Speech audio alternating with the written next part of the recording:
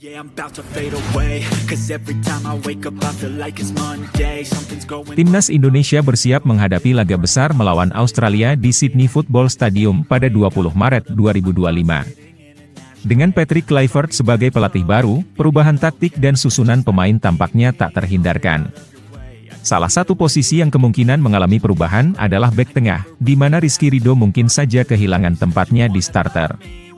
Performa Ridho belakangan ini jadi sorotan, terutama saat membela Persija Jakarta di Liga 1. Dalam 3 pertandingan terakhir, Macan Kemayoran kebobolan 7 gol. Ridho bahkan melakukan pelanggaran yang berujung penalti dalam laga melawan Dewa United. Dengan hasil ini, ada kemungkinan Kluivert menginginkan pemain lain di lini belakang timnas. Selain performa, kembalinya Mads Hilger dan Kevin Dix dari cedera menambah persaingan di lini belakang. Kedua pemain ini dianggap punya pengalaman dan kualitas lebih tinggi dibanding Ridho, terutama dalam skema pertahanan yang lebih modern. Hilger kemungkinan besar akan mengisi posisi bek tengah kanan yang sebelumnya ditempati Ridho, sementara Kevin Dix bisa kembali ke peran bek sayap kanan. Jika Kluivert mengutamakan pemain dengan pengalaman Eropa, maka peluang Ridho sebagai starter makin kecil. Tak hanya itu, Elkan Bagot juga diprediksi kembali ke skuad setelah absen cukup lama akibat cedera dan dugaan konflik dengan Sintayong. Dengan absennya Justin Hubner, Bagot kini jadi satu-satunya bek tengah berkaki kiri di timnas Indonesia, yang membuatnya sangat berharga dalam formasi 3 bek. Jika Kluivert benar-benar mengandalkan pola 3-4-3, maka lini belakang bisa diisi oleh Kevin Dix, Mads Hilger, Jay Itzes, Elkan Bagot, dan Kelvin Verdong.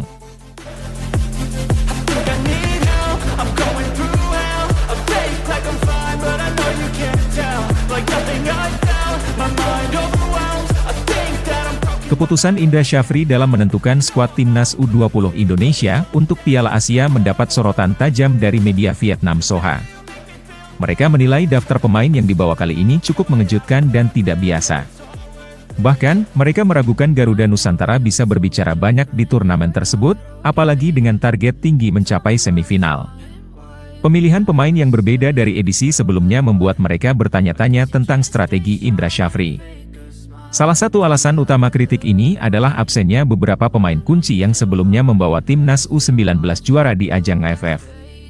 Media Vietnam menyebutkan bahwa banyak wajah baru yang masuk ke dalam daftar 23 pemain final, sehingga menimbulkan spekulasi mengenai alasan di balik keputusan ini.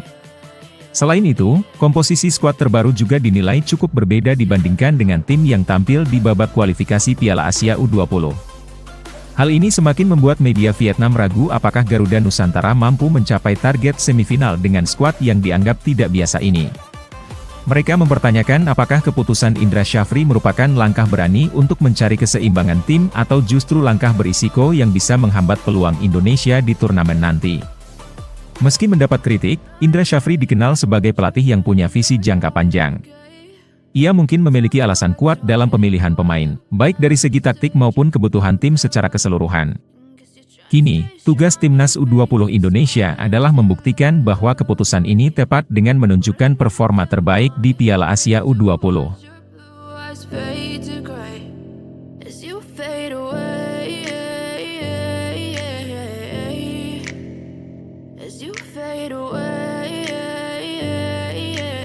Sandy Walsh akhirnya menerima tawaran dari Yokohama Marinos setelah mengalami dilema panjang. Salah satu faktor utama keputusannya adalah minimnya menit bermain di Mechelen, yang membuatnya ingin segera mencari tantangan baru. Kebetulan, saat ini hanya liga-liga di Asia yang masih membuka jendela transfer, sehingga kepindahannya bisa lebih cepat terrealisasi.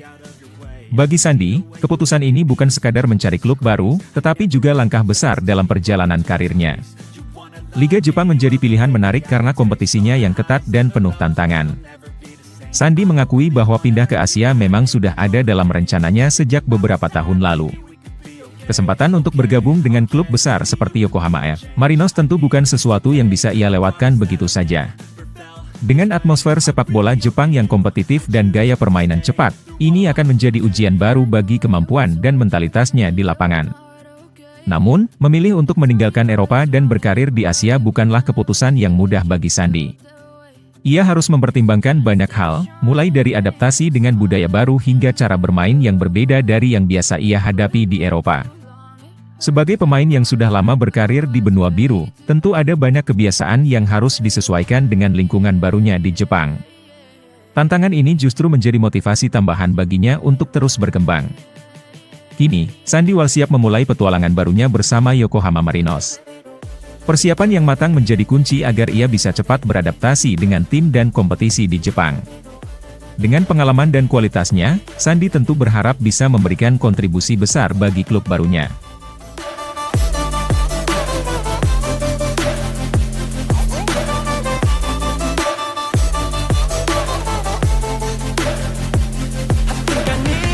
Meski gawangnya kebobolan 3 kali dalam pertandingan terakhir, Nadeo Argawinata tetap optimistis dengan peluangnya dipanggil ke timnas Indonesia. Ia menilai performanya tidak hanya diukur dari jumlah kebobolan, tetapi juga keseluruhan kontribusi di lapangan.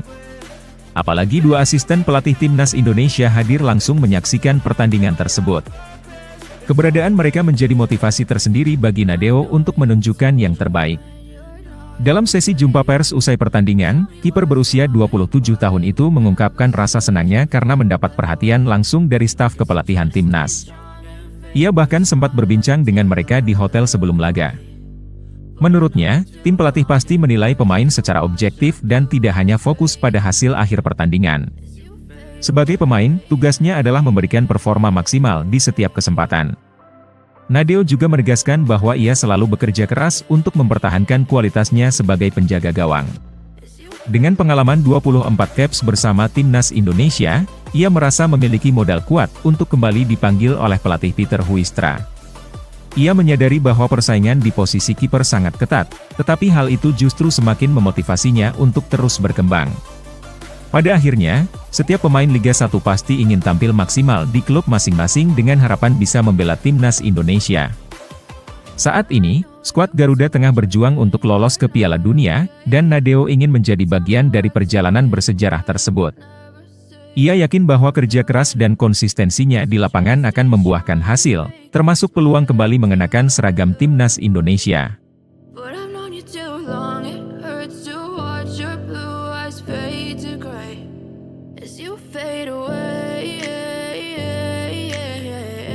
Kabar baik datang untuk timnas Indonesia jelang laga kualifikasi Piala Dunia 2026, karena jumlah pemain cedera di skuad Australia bertambah.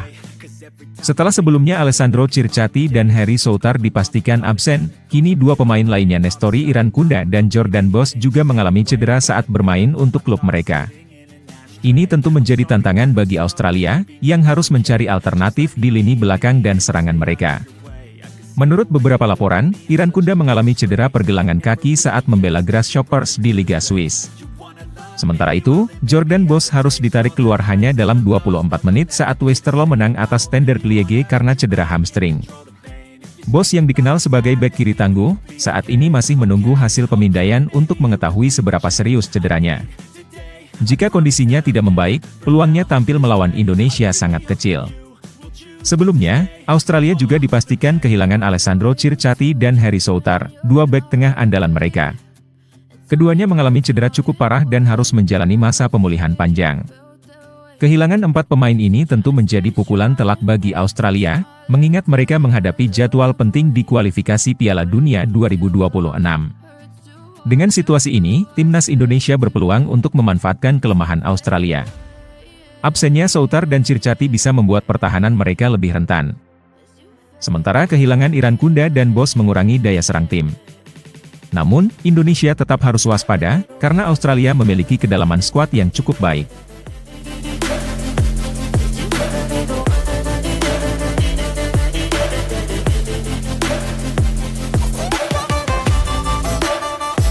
Timnas U17 Indonesia tengah menjalani program latihan fisik intensif di bawah arahan Nova Arianto. Dalam 10 hari ke depan, tim pelatih akan fokus membangun fondasi fisik pemain sebelum beralih ke aspek taktik. Menurut Nova, kondisi fisik yang merata di seluruh skuad sangat penting agar para pemain siap menghadapi tuntutan permainan di level tinggi. Oleh karena itu, latihan yang diberikan cukup berat dan menuntut ketahanan maksimal dari setiap pemain.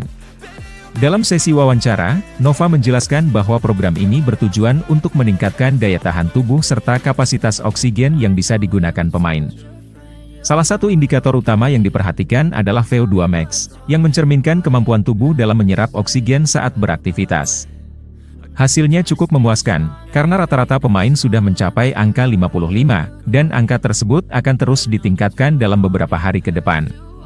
Metode latihan ini tidak jauh berbeda dengan standar yang diterapkan Sintayong di timnas senior. Semua pemain dituntut untuk melewati batas fisik mereka demi mencapai level yang lebih tinggi. Nova menegaskan bahwa persiapan fisik yang baik akan sangat berpengaruh dalam performa tim di Piala Asia U17 nanti. Oleh karena itu, meskipun latihan terasa berat, ini adalah proses penting agar para pemain bisa tampil lebih bugar dan siap bersaing di turnamen internasional. Dengan target besar di Piala Asia U17, Nova dan tim pelatih tidak ingin setengah-setengah dalam membangun tim. Ia berharap para pemain bisa terus meningkatkan kebugaran mereka dan mencapai VO2 max di kisaran 60 agar lebih kompetitif.